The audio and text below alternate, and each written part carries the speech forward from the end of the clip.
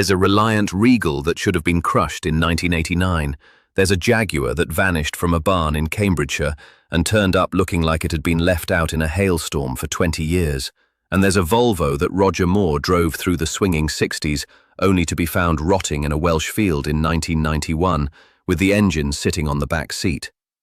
These are the cars that defined British telly, the motors that pulled up to crime scenes, screeched round London corners, and rattled their way through Sunday evenings in front of millions.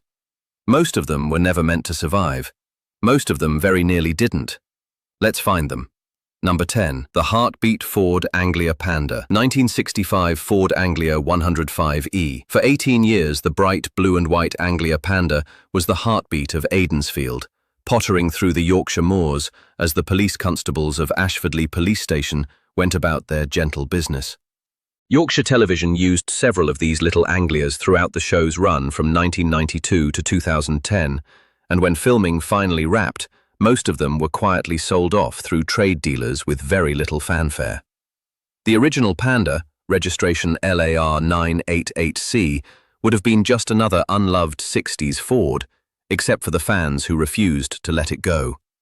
A heartbeat enthusiast called Alan Coleman bought the show's police minivan after filming finished in 2009 and started driving it back to Goathland, the village where most of the exterior scenes were shot.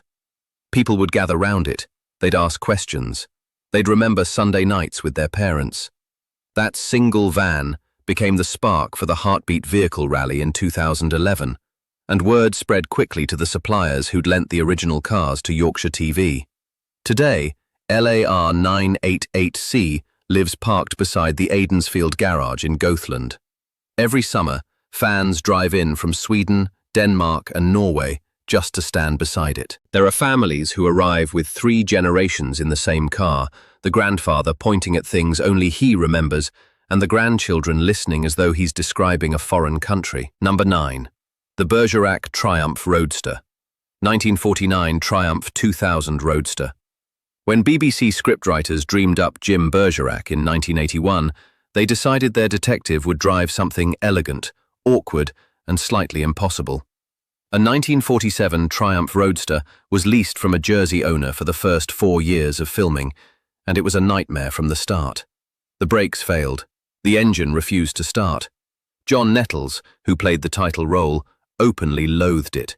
He banged his knees on the dashboard and scraped his knuckles every time he tried to climb in.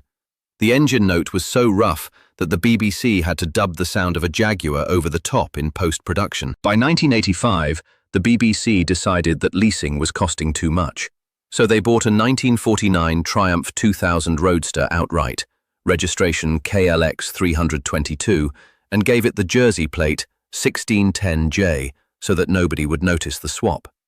That second car carried Bergerac through the rest of the show until filming ended in 1991.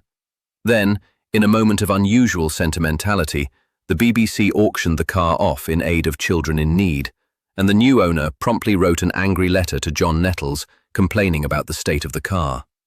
Years passed. The Roadster changed hands. It drifted in and out of dry storage, occasionally surfacing at classic car shows before finding its way into a private collection. And here is where the story takes an extraordinary turn. When the BBC announced a new Bergerac series for 2025, with Damien Maloney stepping into the role, the producers didn't commission a replica. They didn't go shopping for a similar car. They tracked down the very same Triumph Roadster from the original series, the actual screen car, and put it back in front of the cameras. The same dashboard John Nettles bruised his knees on, the same gearbox, the same Jersey plates. 44 years on, the original Bergerac car was given the role back. Number 8. The Sweeney Ford Consul GT. 1973 Ford Consul 3000 GT. There has never been a chase scene quite like a Sweeney chase scene. From 1975 to 1978, John Thor's bronze Ford Consul GT, registration NHK 295M, tore through the rough end of London at speeds that would make a modern stunt coordinator faint. The Consul was Ford's executive saloon, never meant to be hammered around terraced streets in pursuit of villains in stolen Jaguars. Yet that's exactly what happened. and a generation of British men decided that the Consul GT was the coolest thing on four wheels. When the show ended, NHK 295M did what most television cars do. It vanished. There was no auction, no celebration. The car simply drifted into the second-hand market and was lost for the better part of 3 decades.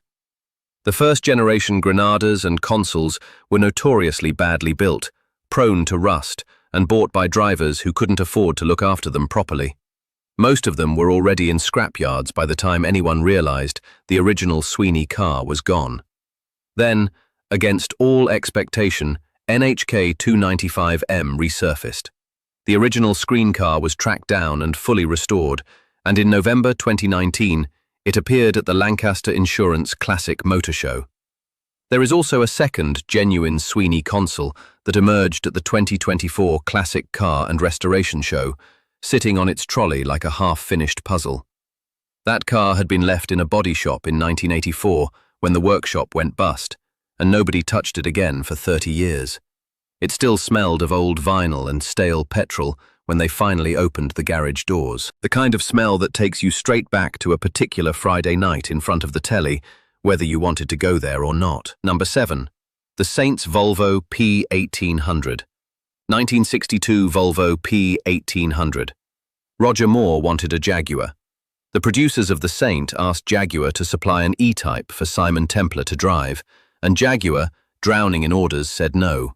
So they turned to Volvo, who jumped at the chance, and a Jensen-built white Volvo P1800 with the registration 71DXC became one of the most stylish cars on British television. The series ran from 1962 to 1969, and 4 more P1800s followed, including one that Roger Moore personally owned. But the original, the very first Saint car, was the one with the magic.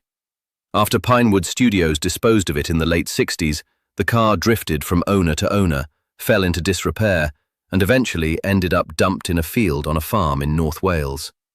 There it sat for years. Brambles grew through the wheel arches, nettles claimed the doors. The engine was removed and dropped onto the back seat, where it slowly rusted into the upholstery. In 1991, a Volvo enthusiast called Kevin Price was hunting for any survivor of the Saint cars. He found 71DXC on that Welsh farm, half buried in the undergrowth, and persuaded the owner to sell. The negotiation took 6 years. The restoration took another 16. Kevin spent 10 years simply hunting down the correct period parts before he could begin the rebuild, sourcing trim from Sweden, lights from Germany, and chromework from a single retired craftsman in the West Midlands who still remembered how Jensen had finished the early cars by hand. The unveiling didn't happen until 2012, more than 2 decades after he first laid eyes on the wreck. Malcolm Christopher, a member of the original 1962 production crew, was there to introduce it. The car had taken 40 years to come home, and the man who saved it had given it most of his adult life to do so. Number 6. The Mr. Bean Mini. 1985. Austin Mini 1000. There were 6 Mr. Bean Minis. The first, an orange 1969 Morris Mini, was crashed in the pilot episode and never seen again. The famous Citroën Green Mini with the matte black bonnet, registration SLW 287R, was used from 1990 onwards, and one of the original cars was crushed by an army tank on screen in Back to School, Mr. Bean, a moment that still makes audiences gasp 30 years later. But the Mini that has the strangest story is the one built for the 1997 feature film Bean. A 1985 Mini Mayfair, registration C607EUW, was prepared for an elaborate sequence where Mr. Bean was meant to drive through Harrods. The whole scene was shot. The whole scene was cut. After filming, Planet Hollywood bought the car and bolted it to the ceiling of their Niagara Falls restaurant, where it hung suspended over diners eating their burgers for nearly 20 years. When that Niagara Falls Planet Hollywood closed in 2016, the Mini's fate was uncertain. 2 years later, it surfaced at the Icons and Legends of Hollywood auction in California. The signature padlock was still bolted to the driver's door. The engine, removed for the ceiling display, was sitting wrapped in plastic on the back seat. and the buyer paid a sum nearly double the lifetime earnings of the average British family in 1990, all for a film car that British audiences had never actually seen on screen because the Harrods sequence had been left on the cutting room floor. If you'd pay that kind of money for a Mini that never made the final cut, do me a favor and hit that thumbs up button. And drop a comment telling me which British TV car you'd most love to find rotting in a barn somewhere. I read every single one. Right then, top 5. Number 5. The Minder Ford Capri, 1977 Ford Capri 2.0 S. For 15 years, Dennis Waterman's Terry McCann drove a white Ford Capri 2.0 S through the dodgy streets of West London, minding the questionable interests of Arthur Daly. The Capri was the working man's sports car, and it became as much a part of the show's identity as the Camel Coat and the Winchester Club. When Minder ended its original run in 1994, the Capri was very nearly crushed. Capris in the late 90s were treated like disposable cars. The rust was terrible. The market was flooded. Most of them simply went to the scrapyard without ceremony, and the one Terry McCann had driven came within a whisker of meeting the same fate. Somebody, mercifully, intervened at the last moment. The car was pulled back from the crusher, tucked away, and eventually restored. In April 2016, alongside Arthur Daly's 1981 Daimler Sovereign in beige Portland paint, it appeared at the H&H Classics auction at the Imperial War Museum in Duxford. There is a small footnote to the Daimler that captures the show perfectly. George Cole, who played Arthur Daly, tried to buy the car himself in the mid-80s. The BBC said no and gave it away in a TV Times competition instead. A used car salesman who couldn't even get his hands on his own motor. Arthur Daly would have laughed himself sick. 4. The Professionals, Ford Capris. 1980 Ford Capri 3.0 S pair. 2 of them. A Stratos silver one for Bodie, a solar gold one for Doyle. From 1977 to 1983, these Capris carried Lewis Collins and Martin Shaw through 57 episodes of CI5 mayhem, with car chases that became the gold standard for British action television. Bodie's silver Capri, registration OWC827V, appeared on screen more times than any other car in the entire series. Ford made a special arrangement with the production company. The cars were registered in 1980, but wore false W plates on screen, so they would appear to be the very latest models.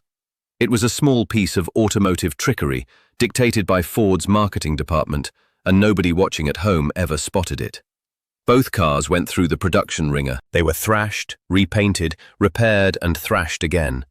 When filming ended in 1983, the Capris were sold off, and a private collector quietly bought both of them in 2006. He sat on them for 16 years.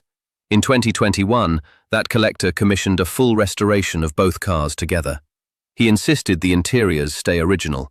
Every piece of trim, every cigarette burn, every faded patch on Bodie's seat. The cars came out of the workshop looking exactly as Lewis Collins and Martin Shaw had last left them, only cleaner. When Silverstone Auctions sold the pair in August 2023, they set a record for the model that the Capri community is unlikely ever to see. Number 3. The new Avengers Jaguar. 1976 Jaguar XJ12C Broadspeed. This is one of the strangest cars in British television history because it was strange before it ever appeared on screen. The 8th XJC ever built, originally a Jaguar pre-production prototype, finished in lavender. Jaguar used it as an experimental vehicle. Then they sent it to Broadspeed Engineering, who fitted a wide-arched racing body kit and oversized wheels. Then they painted it metallic green and gave it to John Steed. For the brief 1976 New Avengers run, that Jaguar, registration NWK60P, was Patrick Macnee's car. Macnee himself reportedly hated driving it because the steering was so heavy, which is why the odometer reads under 5,000 miles even today. After the show ended in 1977, the Jaguar was sold privately, drifted through several owners, surfaced briefly at the NEC Classic Car Show in the early 90s, and then disappeared. Completely. For 20 years. When it was finally rediscovered in 2015, the car was a wreck. The paintwork was ruined, the interior was rotting, There was vandalism damage on the panels and rust eating through the sills. H&H Classics put it up for sale at the Imperial War Museum in Duxford, expecting modest interest. Instead, the bidding turned into a small war. The men in that auction room weren't bidding on a Jaguar, they were bidding on a Saturday night in 1976, on Patrick McNee in a bowler hat, on the unmistakable feeling of being 8 years old and allowed to stay up past bedtime. The car sold for 5 times its estimate, and a one-of-a-kind pre-production prototype was finally pulled back from the brink. Number 2.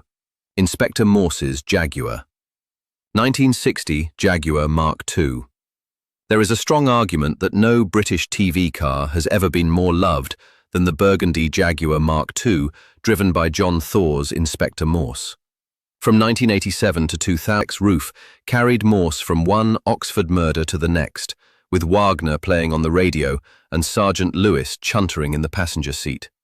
The Times once declared it the most coveted car ever seen on screen. Ahead of nut and bolt restoration was commissioned, costing more. Panel was addressed. Every leather seat was redone. The straight-six engine was rebuilt to the original specification, so that when somebody starts the car at a country fair or a charity rally, the sound of it firing up is identical to the sound that opened so many Tuesday night episodes. Charity events. And every time that engine turns over, somewhere in Britain a man in his 60s is suddenly 19 again, sitting on his parents' sofa with a cup of tea, trying to work out who did it before Morse does. Number 1. The Only Fools and Horses. Reliant Regal, 1972. Reliant Regal Supervan 3. There were 6 of them. 6 grubby yellow three-wheelers with Trotters Independent Trading Company, New York, Paris, Peckham, painted along the side. From 1981 to 1991, those battered Reliants carried Del Boy and Rodney through the most-watched sitcom in British history. The Christmas episode in 1996 drew over 24 million viewers, a single-episode record for a UK sitcom that has never been broken. The Reliants themselves were treated appallingly. One was blown up, another jumped over a bridge and fell apart on landing. Several simply broke down and were patched back together. And here is the joke that the British public has always loved without ever quite realising. Del Boy's famously decrepit rust bucket Reliant was made of fiberglass. The thing literally cannot rust. Every flake of corrosion you ever saw on screen, every brown patch around the wheel arches, every weathered streak down the bonnet, was painted on by the BBC props department. The most working-class car in British comedy history was a piece of glossy plastic dressed up as a wreck. Even the van itself was a dodgy deal. Of those original 6, one belonged to a BBC producer called John Mansfield, who took it home after filming ended and kept it for decades. Another, registration BWC 94F, the one that Del and Rodney drove around Monaco in the episode If They Could See Us Now, came fitted with a remote control key that worked from 50 meters away, a smoke machine triggered from the dashboard, a tiger skin print interior, inflatable dolls in the back window, and a tatty suitcase strapped to the roof. It was the daftest car ever built, and the BBC had bolted every gag they could think of into the chassis. These cars should not have survived. They were 3-wheeled tax dodges built out of fiberglass with 20 horsepower engines, treated as comic props by a production team that never imagined the show would still be quoted line for line decades later.